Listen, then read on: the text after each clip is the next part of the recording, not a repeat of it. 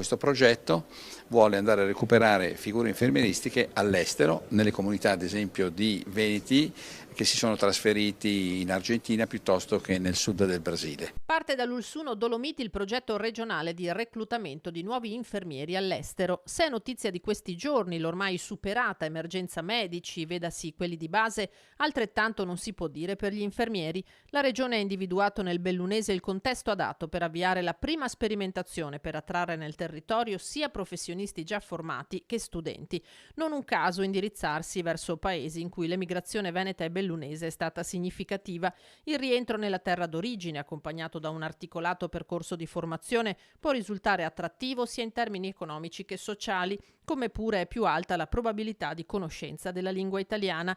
Reti associative e istituzionali che curano da sempre i legami con quei territori possono infine rivelarsi molto utili. C'è una carenza di infermieri importantissima, carenza di infermieri che è a livello europeo, nazionale e regionale, e naturalmente con il DM77, con i nuovi modelli di medicina territoriale, la figura infermieristica diventa la spina dorsale del sistema stesso, quindi è importante reintegrare con le figure infermieristiche il sistema sanitario regionale. Da qui il progetto pilota in sinergia con Prefettura, Università di Padova, Ordine degli Infermieri, BIM, Ater e Associazione Bellunesi nel Mondo. Abbiamo la possibilità di costruire un metodo con cui ingaggiare questo nuovo personale, nella fattispecie infermieristico, ma evidentemente anche per il resto della comunità professionale, quindi assolutamente fondamentale, direi. Se il progetto darà risultati positivi, potrà essere mutuato anche in altre aziende sanitarie del Veneto, fa sapere Gerosa, che allarga lo sguardo all'intero comparto sanitario. Dobbiamo restituire dignità